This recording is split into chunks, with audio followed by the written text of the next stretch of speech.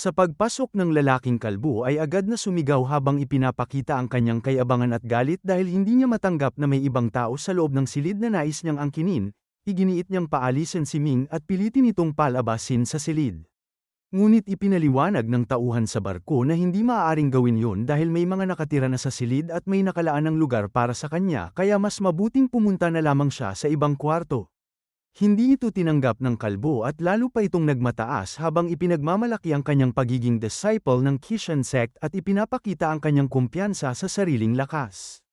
Habang pinakikinggan ni Ming ang kanilang usapan ay nagpasya siyang payagan ng lalaki na manatili sa silid dahil maluwag naman ito at sapat para sa kanila. Sa sandaling yun ay agad na natuwa ang kalbo at ang kanyang tingin ay napunta kay Ruzu habang tila may masamang intensyon. Sa kanyang isip ay nagkaroon ng maling akala ang lalaki at iniisip na maaari siyang makasama sa iisang silid kasama si Ruzu kaya lalo siyang naging kampante at nagsimulang magpahiwatig ng kawalang galang. Ngunit agad na tumayo si Ming at marahang inilapag ang kanyang kamay sa balikat ng lalaki. Sa simpleng galaw na yun ay agad na bumigay ang katawan ng kalbo at napaluhod sa sahig dahil sa bigat ng puwersang dala ng kamay ni Ming.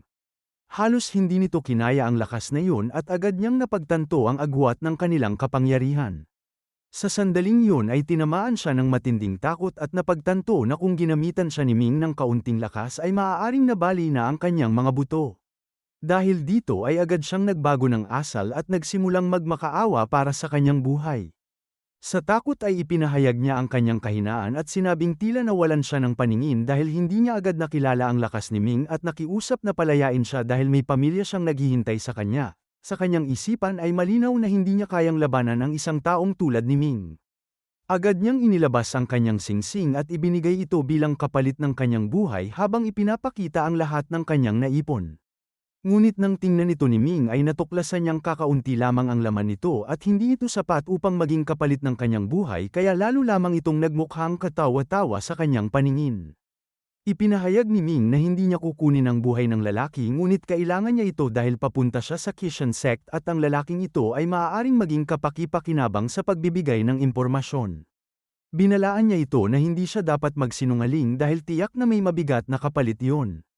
Dahil sa takot ay agad na pumayag ang lalaki at handang gawin ang anumang ipapagawa sa kanya kapalit ng kanyang kaligtasan. Tinanong siya ni Ming tungkol sa kanyang pagkakakilanlan at posisyon sa Kishan sect dahil sa kanyang antas ay inaasahan niyang may mataas itong katayuan. Ipinahayag ng lalaki na ang kanyang pangalan ay Luda at isa lamang siyang outer disciple ng Kishan sect. Labis itong ikinagulat ni Ming dahil sa kanyang antas bilang martial guru ay inaasahan niyang mas mataas ang kanyang posisyon. Ngunit ipinaliwanag ni Luda na sa loob ng Kishan sect ay napakaraming makapangyarihang mandirigma at ang antas ng martial guru ay hindi itinuturing na mataas. Para maging inner disciple ay kinakailangan ng antas ng martial dominator at ang mga mas mataas pa rito ay umaabot sa martial saint at maging sa antas ng martial god. Sa narinig na ito ay labis na nagulat si Ming dahil ngayon lamang niya lubos na naunawaan kung gaano kalakas at kalawak ang kapangyarihan ng Kishan sect kumpara sa kanyang inaasahan. Ipinahayag ni Ming ang kanyang pagtataka dahil noong siya ay nasa sect ay may mga makapangyarihang martial god na nag-alok sa kanya ng pagpasok ngunit kahit kabilang ang mga ito sa pinakamalalakas ay hindi pa rin sila elders kundi mga true disciple lamang kaya lalong naging kakaiba sa kanyang pananaw ang sistema ng Kishan sect. Dahil dito ay nagtanong siya kay Luda kung ang Kishan sect ay may kakayahang magbigay ng gamot na kayang magpahaba ng buhay at agad naman itong kinumpirma ni Luda at ipinaliwanag na kapag naging true disciple ang isang tao ay binibigyan ito ng espesyal na pill na may kakayahang pahabain ng husto ang kanyang buhay. Napagtanto ni Ming na tunay ngang napakayaman at mapagbigay ang Kishan sect dahil sa halaga ng ganitong uri ng pill at kung paano ito ipinagkakaloob sa kanilang mga miyembro bilang gantimpala at suporta sa kanilang cultivation. Ipinaliwanag pa ni Luda na ang mga pil na ito ay hindi lamang nagpapahaba ng buhay kundi tumutulong din sa pagpapalakas ng katawan at kakayahan sa martial arts at kapag ang isang true disciple ay umabot sa antas ng martial god ay maaari na itong maging isang elder. Ipinakita rin niya ang sistema ng ranggo ng mga elders kung saan ang bawat isa ay may kanya-kanyang antas mula una hanggang ikawalong level at ang mga ito ang namamahala sa mga inner disciple habang ang mga mas mataas pa ay may kontrol sa mas malawak na bahagi ng sect kabilang ang outer at true disciples. Ang mga elder na nasa ikasyam na antas pataas ay itinuturing na napakataas ang kapangyarihan at lubos na iginagalang sa loob ng sect dahil sa kanilang pambihirang lakas. Dahil dito ay nagtanong si Ming tungkol sa lakas ng isang elder na nasa pinakagitna na nasa ika-13 level at ipinaliwanag ni Luda na ito ay nasa ika-5 realm ng martial god at itinuturing na isa sa pinakamalalakas sa kanilang hanay.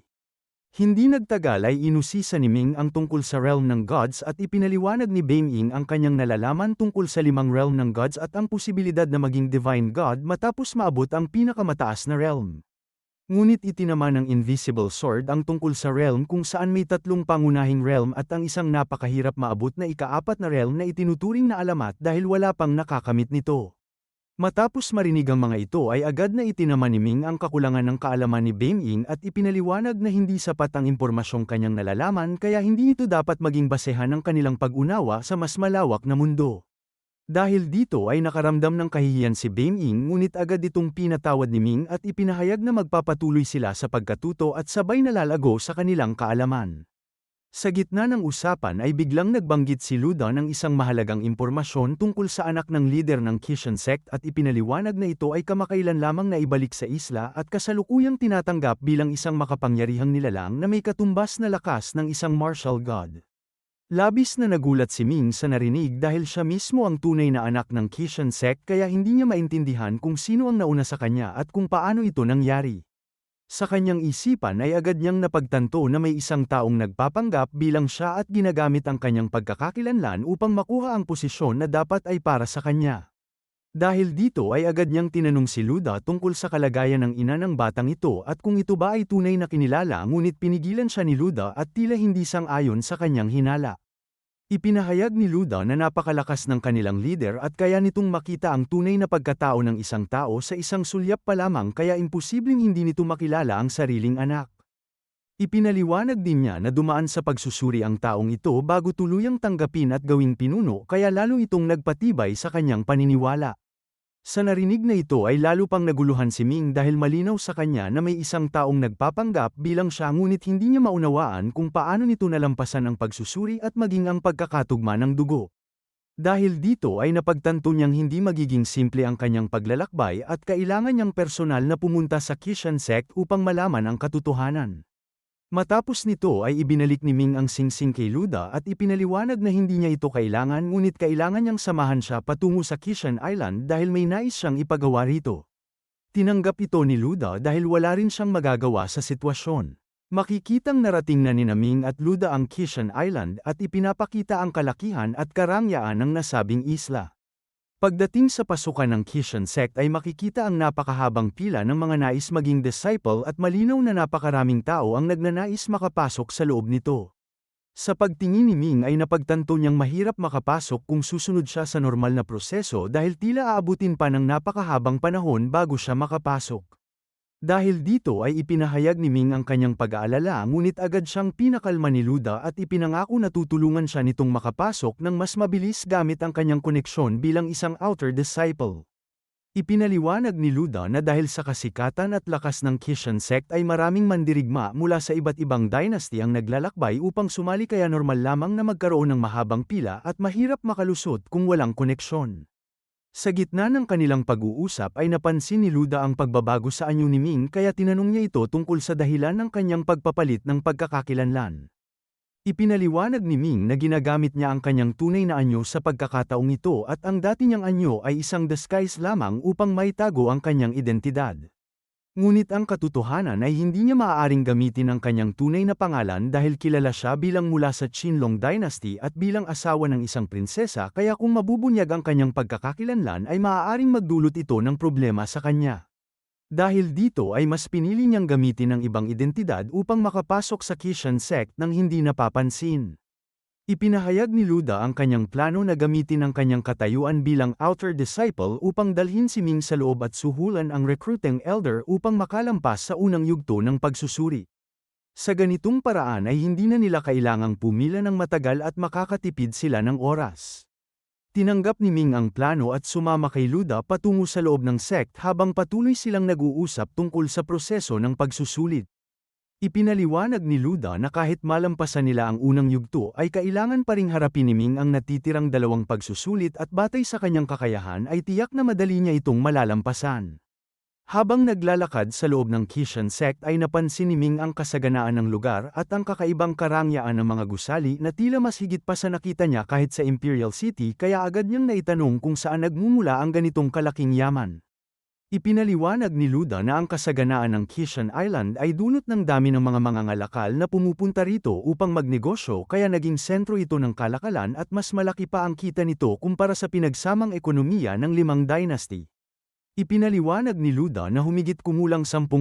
ng kabuuang kalakalan ng limang malalaking dynasty ay nagaganap sa lugar na ito kaya naman agad na nagulat si Ming sa kanyang narinig at napagtanto kung gaano kalaki ang papel ng isla sa mundo ng negosyo.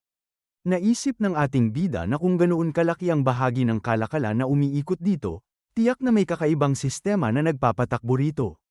Ipinahayag ni Luda na may natatanging dahilan kung bakit maraming negosyante ang pinipiling magnegosyo sa lugar na ito dahil hindi sila kinakailangang magbayad ng buwis. Dahil dito ay agad na naunawaan ni Ming ang malaking pakinabang ng sistema dahil kung ang isang negosyante ay hindi na kailangang magbayad ng buwis, mas magiging malaya siyang magdala ng mga kalakal at ipagbili ang mga ito ng walang malaking bawas sa kita. Ipinaliwanag din ng ating bida na sa ibang limang dynasty, sa tuwing ang isang produkto ay paulit-ulit na ipinagbibili ay kinakailangan itong patawan ng buwis na minsan ay umaabot pa sa 30% at sa ilang lugar ay umaabot pa ng 50% kaya hindi nakapagtataka kung bakit mas pinipili ng mga negosyante ang lugar na ito.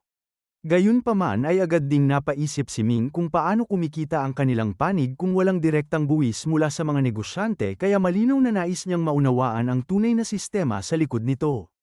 Ipinaliwanag ni Luda na naroon ang tunay na paraan ng kanilang pagkakakitaan dahil sa sandaling magsimulang kumita ang mga negosyante, kinakailangan nilang ibigay ang 10% ng kanilang tubo sa pamahalaan at kahit ganoon ay mas magaan pa rin ito kumpara sa mataas na buwis sa ibang lugar kaya mas pinipili pa rin ng marami ang magnegosyo dito. Dahil dito ay unti-unting naunawaan ng ating bida ang buong sistema at napagtanto na isa itong maingat na paraan ng pag-akit sa mga negosyante dahil sa simula ay ipapakita na walang buwis ngunit sa huli ay kusang ibinibigay ng mga ito ang bahagi ng kanilang kita. Habang nag-uusap ay narating nila ang labas ng silid ng elder na responsable sa pagtanggap ng mga bagong papasok sa sect kung saan siya ang nagdedesisyon kung sino ang papasa sa unang pagsusulit bago makapagpatuloy sa susunod na yugto. Sa pagtingin ni Ming sa loob ay nakita niya ang elder na nakapikit habang nagmumuni-muni at sa labas ay napakahaba ng pila ng mga kabataang naghihintay na matawag kaya agad siyang nagulat sa kanyang nasaksihan. Hindi nagustuhan ng ating bida ang sitwasyon dahil tila hindi ginagampanan ng elder ang kanyang tungkulin kaya agad siyang pumasok at ipinahayag ang kanyang pagkakakilanlan bilang si Jiwu Jiu na nagmula sa Qinlong Dynasty at nais sumali sa Kishan sect, ngunit sa kabila nito ay hindi man lamang iminulat ng elder ang kanyang mga mata at nanatiling tahimik na tila walang pakialam sa kanyang sinabi. Sa halip ay inilabas ni Ming ang isang singsing at maingat itong inialok sa elder bilang isang maliit na handog na nagpapakita ng kanyang paggalang at pagpapahalaga sa hirap ng elder sa buong araw. Sa sandaling umabot ang singsing sa elder ay agad nitong iminulat ang kanyang mga mata at tumingin kay Ming na may kakaibang interes. Nang masilip ng elder ang laman ng singsing ay agad siyang natigilan at labis na natuwa kaya ang kanyang saloobin ay biglang nagbago at puno ng kasiyahan. Dahil dito ay mabilis niyang pinayagan si Ming na makapasa ng walang anumang karagdagang tanong at pinayagan siyang magpatuloy sa susunod na yugto. Si Luda na naghihintay sa labas ay nasaksihan ng buong pangyayari kaya nang makalabas si Ming ay agad siyang kinausap ni Luda at nagtatakang nais malaman kung ano ang laman ng singsing na nagdulot ng ganoong reaksyon mula sa elder. Ipinaliwanag ni Ming na hindi naman kalakihan ang kanyang ibinigay. Ipinaliwanag ni Ming na may lamang 2 milyong martial god coins ang loob ng singsing kaya nang marinig ito ni Luda ay agad siyang napasigaw sa sobrang pagkabigla at hindi makapaniwala sa laki ng halagang ito dahil kahit 1 milyong martial coins ay hindi pa niya kailanman nakita sa buong buhay niya kaya lalong hindi niya maisip na may kayang magbigay ng 2 milyon ng ganoon kadali. Nanatiling kalmado si Ming habang ipinapahayag na gaya ng sinabi niya noon. Hindi problema ang pera para sa kanya at handa siyang gumastos kung kinakailangan basta makapasok lamang sa Kishan sect bilang isang disciple kaya agad niyang tinanong kung saan siya dapat magtungo para sa susunod na pagsusulit upang hindi na masayang ang oras. Ipinaliwanag ni Luda na may dalawa pang pagsusulit na kailangang pagdaanan kung saan ang una ay susuriin ang pisikal na kakayahan at ang kondisyon ng katawan at kung maipapasa ito ay susunod ang combat test na kilalang napakahirap dahil sa bahaging ito ay kinakailangan niyang lumaban mismo sa isang elder. Idinagdag pa niya na ang mga examiner ay pawang nasa antas ng martial dominator o martial saint kaya hindi biro ang kakaharapin at ayon sa kanyang narinig ay marami na ang nasawi sa pagsusulit na ito dahil sa labis na kalupitan ng mga elder na tila nasisiyahan pa sa matinding pananakit sa mga sumasailalim sa pagsubok. Sa gitna ng babalang ito ay naisip ni Ming ang posibilidad na baliktarin ang sitwasyon at siya ang manakit sa mga examiner ngunit agad itong pinigil ni Luda at ipinaliwanag na hindi ito dapat isipin dahil kahit mapatay pa niya ang isang elder ay may papalit agad at magpapatuloy ang laban at kung mapatay man muli ay may kasunod pa ring darating dahil ang layunin ng pagsusulit ay subukin ang tunay na lakas ng isang tao at hindi ito titigil hanggat hindi siya natatalo. Dahil dito ay lalo pang nagulat ang ating bida at napagtanto na isang walang katapusang laban ang naghihintay kung pipiliin niyang lumaban ng buong lakas kaya binigyan siya ni Luda ng payo na mas mabuting hayaang siya ay bugbugin ng elder nang hindi lumalaban pabalik upang mas madali niyang maipasa ang pagsusulit dahil habang mas lumalaban ay lalo lamang itong magiging mahirap para sa kanya. Sa kabila nito ay nanatiling matatag ang loob ni Ming at ipinahiwatig na makikita na lamang kung sino ang tunay na mananaig sa oras ng laban kaya mas pinili niyang magpatuloy muna sa susunod na yugto nang hindi pinapakita ang kanyang tunay na balak. Nagbago ang tagpo patungo sa unang pagsusulit kung saan makikita ang isang babaeng master na nakatayo sa harap ng isang kristal na nakapatong sa isang bato habang ang mga kabataang nais maging disciple ay isa-isang lumalapit upang ilagay ang kanilang kamay dito. Sa sandaling madikit ang kanilang palad sa kristal ay agad nitong inilalantad ang kanilang aptitude at sinusuri ang kalagayan ng kanilang pisikal na katawan. Ngunit matapos itong suriin ay agad siyang pinagsabihan ng master dahil napakababa ng kanyang spiritual energy at mayroon pa siyang stone physique kaya hindi siya karapat-dapat at inutusan siyang umalis agad. Dahil dito ay napaisip si Ming kung ano ang ibig sabihin ng stone physique kaya agad niya itong inusisa at ipinaliwanag ni Luda na sa pagsusulit na ito ay sinusuri ang uri ng katawan kung saan ang stone physique ay nangangahulugan na ang katawan ng isang tao ay halos walang silbi tulad ng isang bato na walang kakayahang magbigay ng lakas o pag-unlad kaya ang pisikal na kakayahan nito ay napakahina. Sumunod na lumapit ang isa pang kabataan at inilagay ang kanyang kamay sa bato kung saan sa mismong sandaling dumikit ang kanyang palad ay biglang lumitaw ang anyo ng isang tigre sa harapan niya na tila buhay at naglalabas ng malakas na presensya. Ang babaeng examiner ay agad nagsabi na ang naturang kabataan ay may high-grade spiritual body at kasabay nito ay taglay ang kapangyarihan ng Fierce Tiger bloodline kaya pinatabi muna ito upang hintayin ang magiging pinal na desisyon kung siya ba ay papasa o hindi. Lalong namangha si Ming matapos makita ang eksenang ito kaya naitanong nito kung pati ang bloodline ay nalalaman sa pamamagitan ng kristal at kung tunay nga ba nitong natutukoy ang pinagmulan ng lakas ng isang tao. Ipinaliwanag ni Luda na sa simpleng paglalagay ng kamay ay natutukoy ang bloodline kaya napaka-espesyal ng pagsusulit na ito at hindi ito katulad ng ibang pagsusulit na kanyang naranasan noon kung saan pisikal na katawan lamang ang nasesuri ngunit hindi ang bloodline kaya napakabilis nitong matukoy ang mga henyo at hindi nito hinahayaang may makatakas na talento. Dumating ang oras ni Ming at agad siyang kinausap ni Beng Ying tungkol sa kanyang lakas bago siya magsimula kaya ipinahayag ng ating bida na nais niyang bawasan ng 70% ang kanyang kapangyarihan upang hindi ito maging kapansin-pansin. Pinayagan ito at sinabi na susuriin ang kanyang pisikal na kakayahan at ang lakas ng kanyang bloodline kaya inilagay ni Ming ang kanyang kamay sa bato at sa mismong sandaling ito ay biglang sumiklab ang napakalakas na aura mula sa kanyang katawan na agad humugis bilang isang dambuhalang dragon. Ang lakas ng presensyang ito ay umabot pa sa labas ng isla kaya maging ang mga tao sa malayo ay labis na nagulat sa kanilang nasaksihan at hindi makapaniwala na ang isang kabataang nais lamang maging disciple ay kayang magpakita ng ganitong uri ng kapangyarihan na tila marka ng isang master. Ang babaeng examiner ay labis ding nabigla at agad niyang ipinahayag na si Ming ay may high-grade divine body at kasabay nito ay nagtataglay ng kapangyarihan ng True Dragon Bloodline kaya walang pag-aalinlangan nitong sinabi na pumasa ang ating bida sa pagsusulit. Sa kabila ng kanyang pagkakakitaan ng tagumpay ay hindi maiwasan ng babaeng examiner na mapaisip dahil hindi pangkaraniwan ang ganitong uri ng talento kaya naunawaan niyang kung mabibigyan ng pagkakataon ang kabataang ito na makapasok sa sect ay nararapat lamang na panatilihin ang magandang ugnayan dito dahil malinaw na ang hinaharap nito ay walang hangganan at tiyak na makakamit ang napakataas na tagumpay. Samantala si Ming ay hindi nasiyahan sa naging resulta dahil ipinahayag nito na ipinababa niya ang kanyang kapangyarihan ngunit nagdulot pa rin ito ng matinding pagkabigla sa lahat kaya agad niyang kinwestiyon kung bakit hindi ito naisagawa ng maayos. Ipinaliwanag ng kanyang master na nasunod ang utos at ang kanyang lakas ay nabawasan ng 70% ngunit dahil sa kanyang pambihirang divine body at sa lakas ng kanyang true dragon bloodline ay nananatili pa rin itong higit na mas malakas kumpara sa karaniwang tao. Dahil dito ay napagtanto ni Ming na sa pagpasok niya sa sect ay tiyak na mapapansin siya ng lahat at maaaring magdulot ito ng panganib sa kanyang misyon kaya kahit hindi sinasadya o sinadya ay wala na siyang ibang pagpipilian kundi ipagpatuloy ang kanyang landas. Naisip din ng ating bida na ang pinaka-nakakabahala ay ang lakas ng Kishan sect na kayang panatilihin ang mga martial god bilang kanilang mga tauhan kaya hindi malinaw kung sino ang taong nag-aangkin ng pagkakakilanlan ni Xiaobai bilang anak ng sect master. Lalong naging komplikado ang sitwasyon dahil kung ang nagpapanggap ay matapang o sadyang walang takot ay maaari nitong ilagay sa panganib ang tunay na pagkatao ni Ming kaya pinili niyang gamitin ang identidad ni Jiwoo Jiwoo dahil kakaunti lamang ang nakakaalam nito.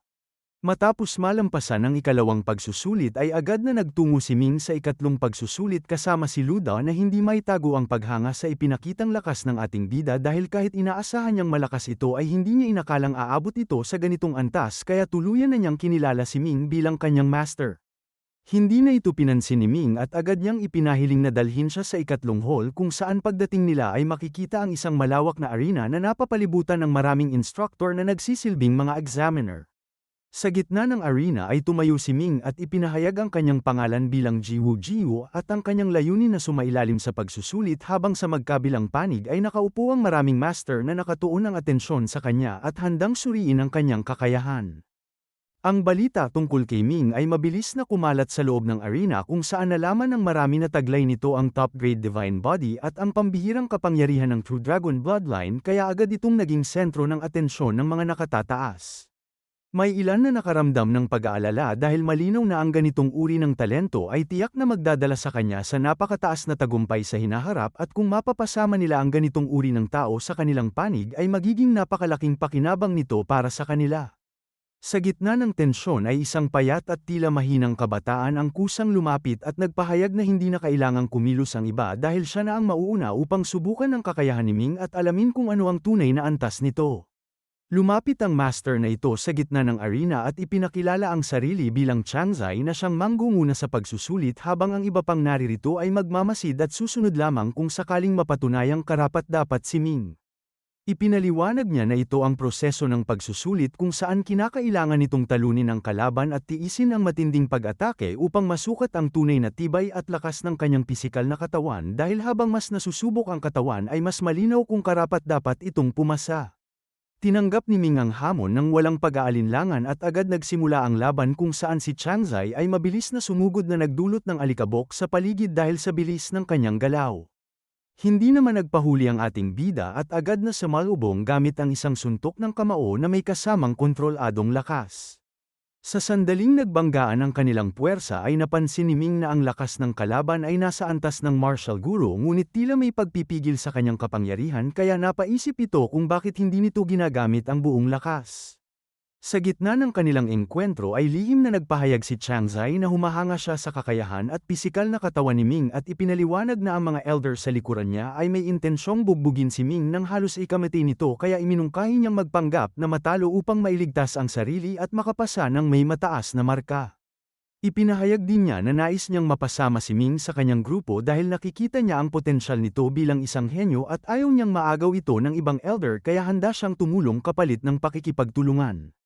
Ngunit hindi ito tinanggap ni Ming dahil malinaw para sa kanya na ang ganitong alok ay may kapalit na hindi niya kayang tanggapin kaya mahinahon nitong tinanggihan ang mungkahi at piniling harapin ang sitwasyon sa sarili nitong paraan.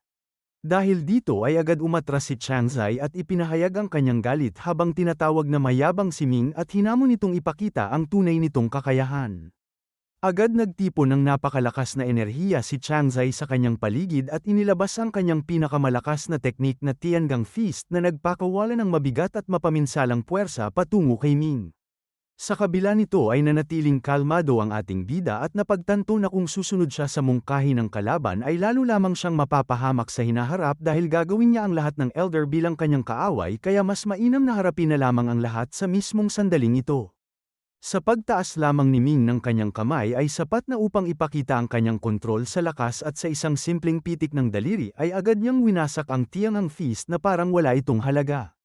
Labis na nabigla si Changzai sa kanyang nasaksihan dahil ito ang kanyang pinakamalakas na galaw ngunit madaling nawasak ng ating bida kaya hindi niya maiwasang isipin na ang kaharap niya ay hindi pangkaraniwan at maaaring nasa antas na ng isang martial god.